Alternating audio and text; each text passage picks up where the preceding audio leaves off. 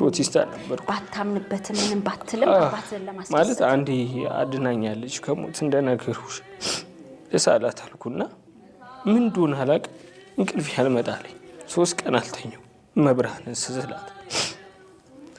ከዛ ቪዲዮ ሰርቼ ነበር የመብራንን ስስል ቲክቶክ ለመጀመር አስቤ ስለነበረ ወይኔ መብራን ከዛ ሚዲያ ላይ እመቤቴ የእውነት የምትወጂኝ ከሆነ እንድለወጥ የምትፈልጊ ከሆነ አስታውቂኝ አልኳት እና ቪዲዮን ሰርቼ 3 ቀን የሰራሁት ብዬ አለ መጀመሪያው ታች ቲክቶክ ላይ ሰው ሁሉ የሚያውቅ መዛም አይ ቲንክ እና ለቂቄው ጓደኛዬ ታዋቂ ነበር የሆነ ጊዜ ሳሊ ነው እና በ10 ደቂቃ 300 ላይክ ምናምን ከደረሰ ቫይራል ይወጣል አለኝ። ሳይሆን ያልወጣ እና ተስፋ አልቆረጥኩም። ዝም ብዬ አጥብቼው ተኛው። ስነሳ ከየት እንደመጣ አላውቅም።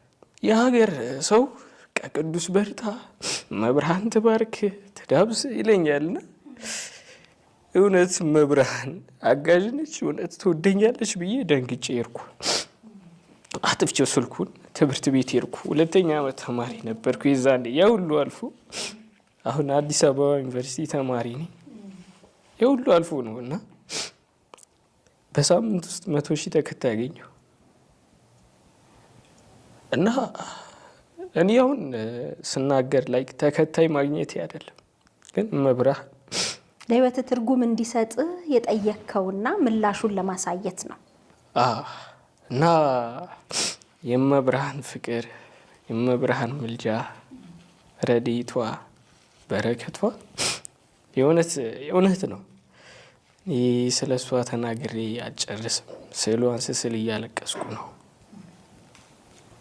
እሷ ማወደስ አልችልም። በቃ እኔ የታወቅኩት በመብርሃን ነው እና ክብር ለመድኃኒዓለም ይሁን። አባትህ ተደሰቱ። እንግዲህ መነሻ አባትህን ለማስደሰት አዎ በጣም ነው የሚደሰተው። በተለይ የሆነ ሰሞን አንድ ንስሐ አባት ነበሩና ንስሐ አባቴ ከእጄ ተጠምቄ መስቀል አድርጌ ሲያይ አለቀሰ። አባቴ ምስኪን ነው፣ እንደኔ ጅል ነው፣ የዋህ ነው። እኔ ጅልን እንደ የዋህነት ነው የምገልጸውና ያው እግዚአብሔር ይመስገን።